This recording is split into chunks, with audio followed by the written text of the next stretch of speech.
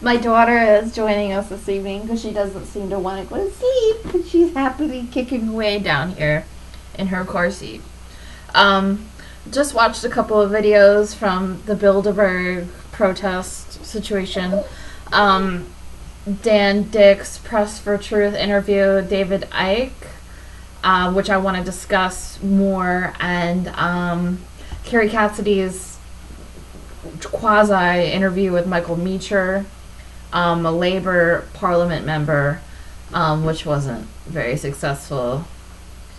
Carrie, he was talking about banks, and Carrie was in the background going Rothschild, Rothschild, and people were looking at her like she's crazy, and it wasn't. I appreciate the information she's spouting is true, but again, she kind of makes her money, or I wouldn't say her money, or promotes her Project Camelot, her projects, via the sensationalism of the topics that are very sensitive. I mean, I know she states it as important, but they also, super soldiers and demonic possession and Illuminati, and she uses these terms, these token terms, in a way that's kind of like shock journalism, tabloid journalism, in a way to get people to research.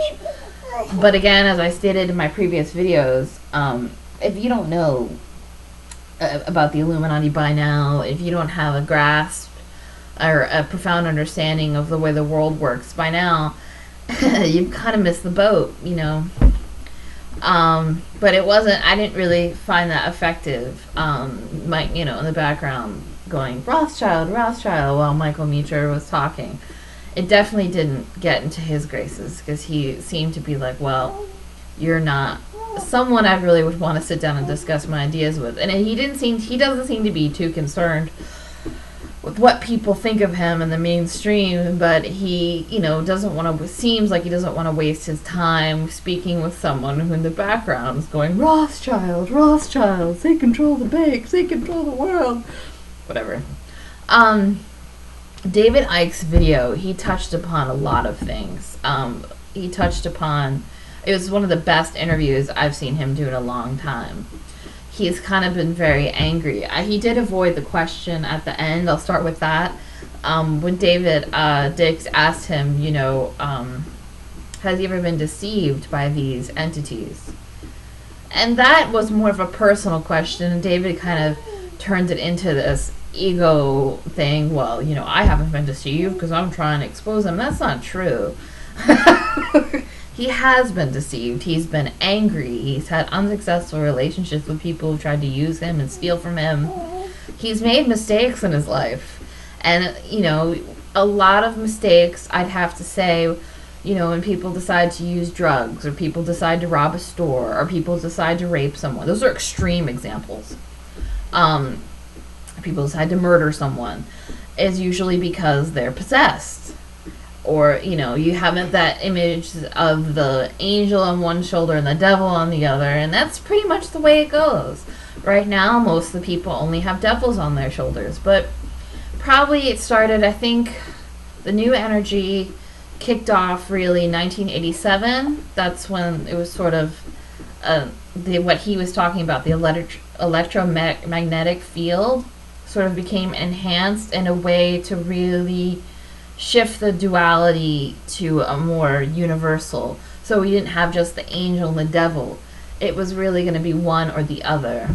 We're moving away from duality.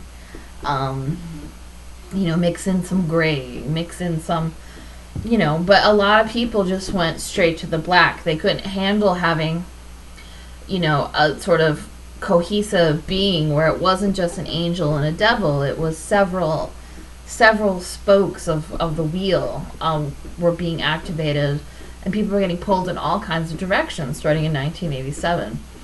I was born in 1983, but I felt I sort of got a grounding in the basics of, life, death, reincarnation before I turned 4 in 1987.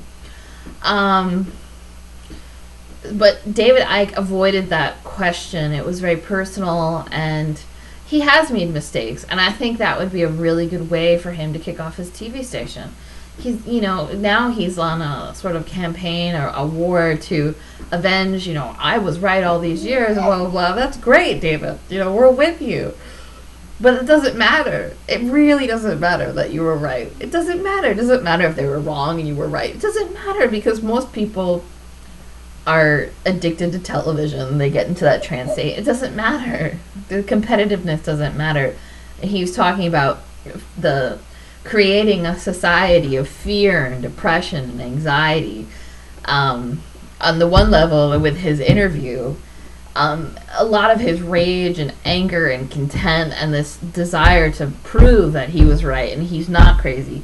And I can understand how being personally persecuted for your psychological well-being plays out, because they were talking about hearing voices. I was put into a mental institution when I was a teenager for that very same thing. I was communicating with I went to a funeral of a friend of mine. His grandfather died, and the grandfather's corpse smiled at me. This is a little off kilter for things I'd want to talk about, because again, it's kind of sensational, and people are like, "What?" And I started to communicate. I didn't know. I was so tripped out. I thought it was cool, and I started writing story. Like, he really wanted people to. He had this particular individual had divorced his wife of 20 years, and he had grown children, and he married a much younger woman and had another set of children, and was a very cantankerous, kind of not easy to get along with person.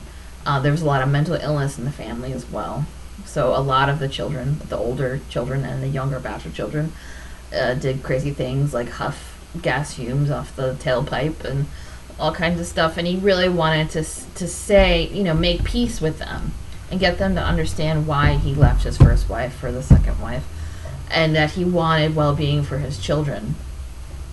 I was trying to write that story in a way a 15, 16-year-old would write that story. And I was so excited, and I was seeing the school therapist at the time. And I was so excited, and she asked me this question. She said, well, what would happen if you stopped writing?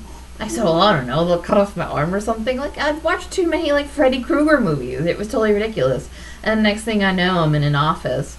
My parents are writing down everything I do. They had, a notebook out, on my interactions. My mom took me to a store and got me a new CD, and I was so excited, and I was reading the line notes on the back. My mom, I found this notebook, a year later. She wrote down, she's petting the cover of the CD.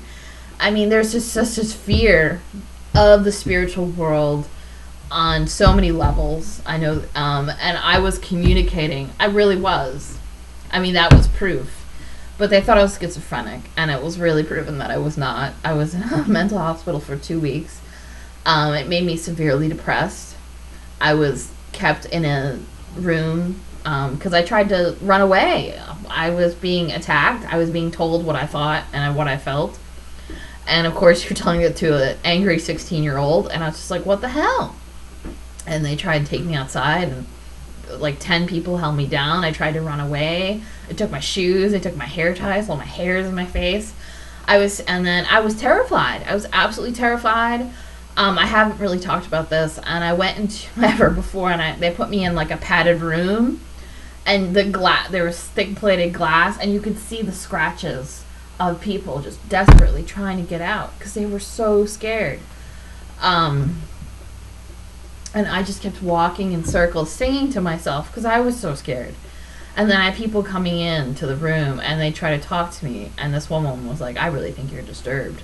And I'm like, I think to myself now, if you were 16 years old, you had just been taken away from your parents because you were having this, this exciting sort of spooky experience, and you were put into a padded room, and you were held down, you were wrapped into a taco, you were being held down and pushed around by people, you were given drugs to calm you down, and, you're in a padded room where there's visible scratches on the thick plate windows, I mean, fuck you, lady.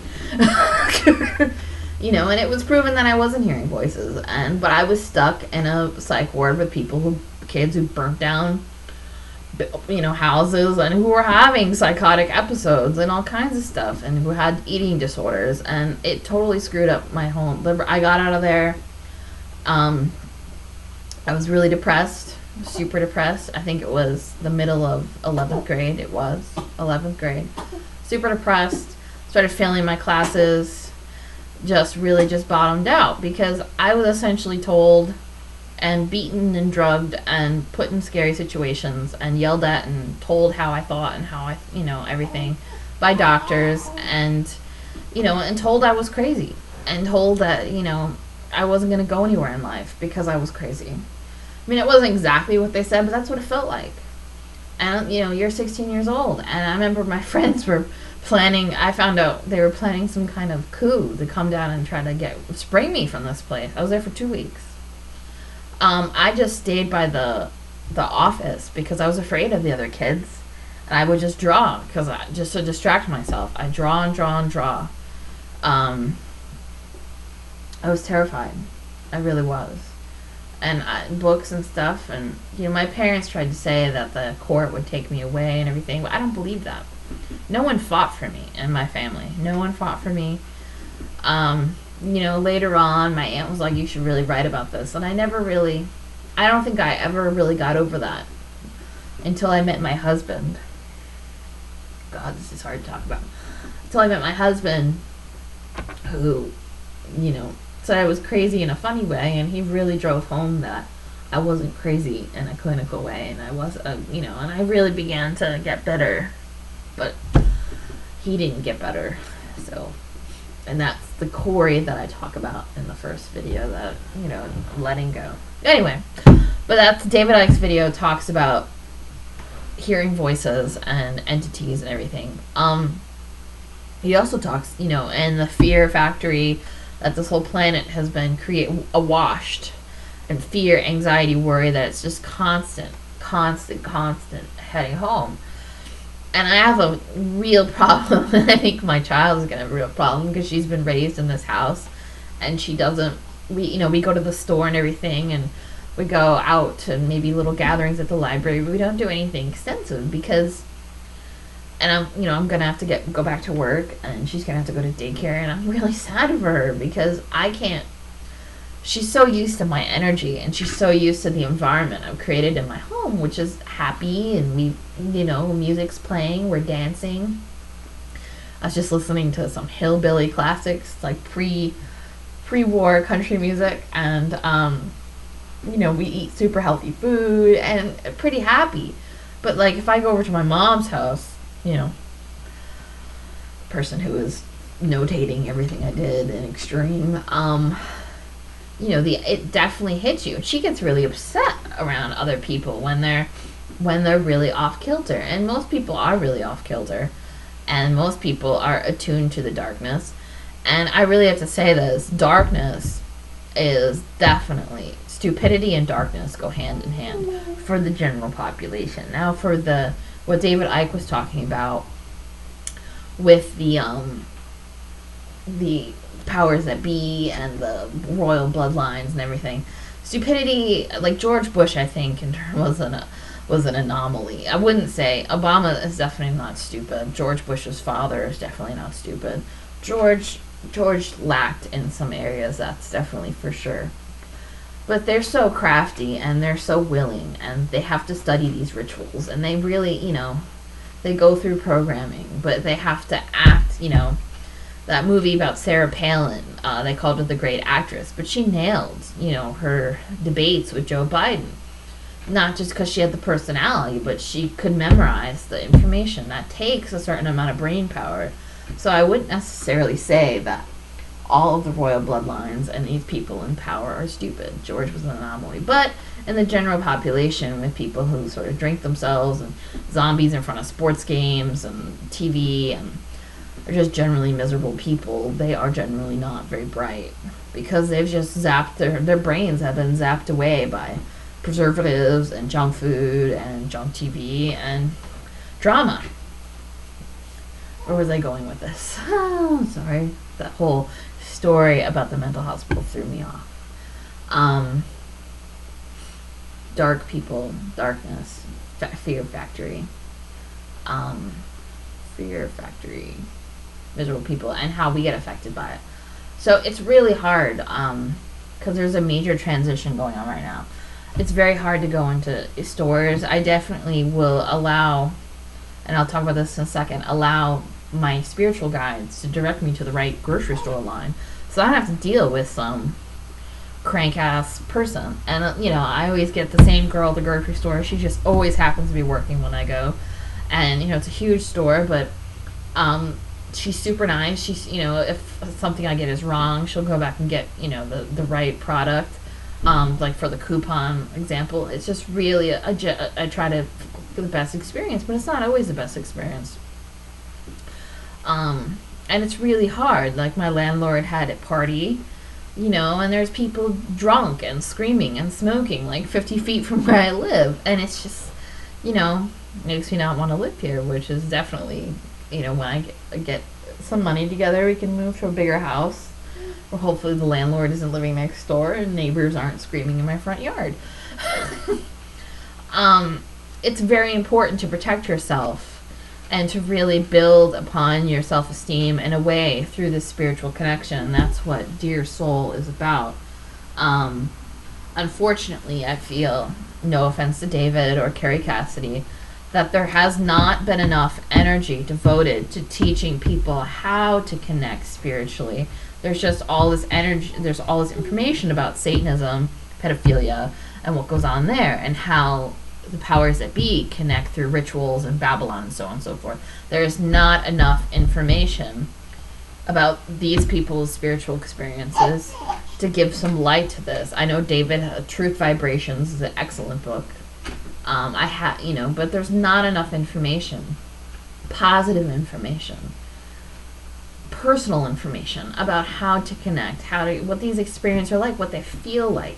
Just data upon data. We have so many books about Satanism, so many books about these powers, so many books about the banks and the bloodlines. There's so much information, but there's not any information really about the spiritual energy.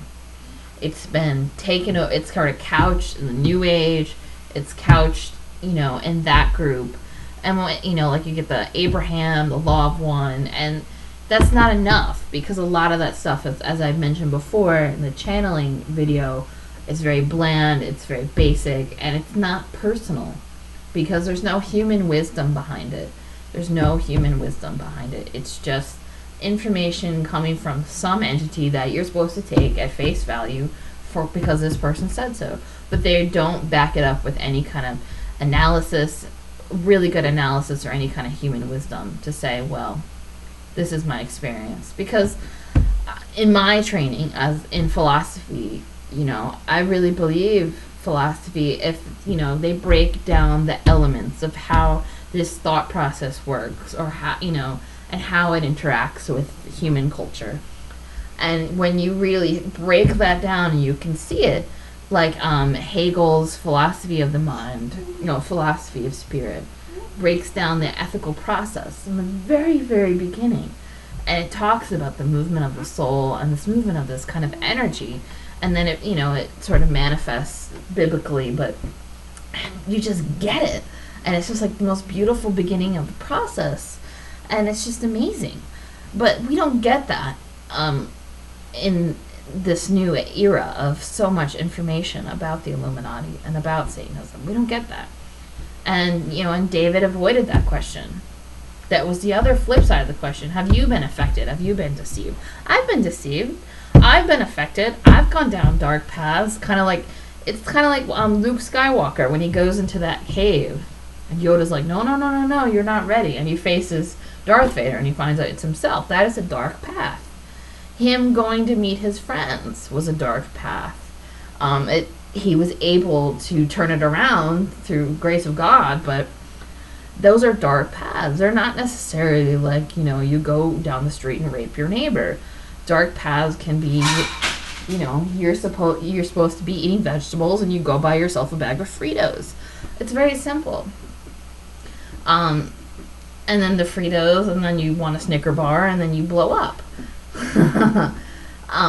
It could be that simple, but David avoided that question. He avoided that question entirely. So that's my response to David Dick's video. There is a factory of fear. We are greatly affected. We need more information about positive spiritual experiences. And David really needs to answer that David Dick's question about getting personal, about being deceived by these spirits. It's totally happened. And I really wish David would answer that. But he probably won't. But I'm asking him to. And that, you know, it's a different... I went to the mental hospital in 1999. It is a much different world. It's 10, 15 years later, where people, I think, are more open. The people that are awake to the spiritual side of things. And it does happen. But, you know, don't buy into the Illuminati sensationalism. You know, maybe 5, 10 years from now, it will be on the cover of National Enquirer, you know, Madonna eats babies before concerts or something. But it's not important. Their lives are not important. We can't defeat them. I mean, there's enough information out there about them. It's really disturbing. It's good to know, and then just to put aside. But the best way to defeat them is to connect to your own soul, connect to your own spiritual guides, and begin to discern between light and dark. Begin to discern between the devil and the angel on your shoulder and everything in between. And that is the way, you know, that's the beginning of the end. Because they don't want that. They want you to be angry. They want you to be marching at Bilderberg, but they don't want you to connect. Because that's the beginning of the end. That's when the energy fields they've created through the rituals collapse. That's when the world shifts. That's everything. And that's where we need to begin. So again, and I'm sitting here rocking my daughter, who's really not going to sleep. So thank you for listening, if there's anyone listening. And David, answer that question. Thank you.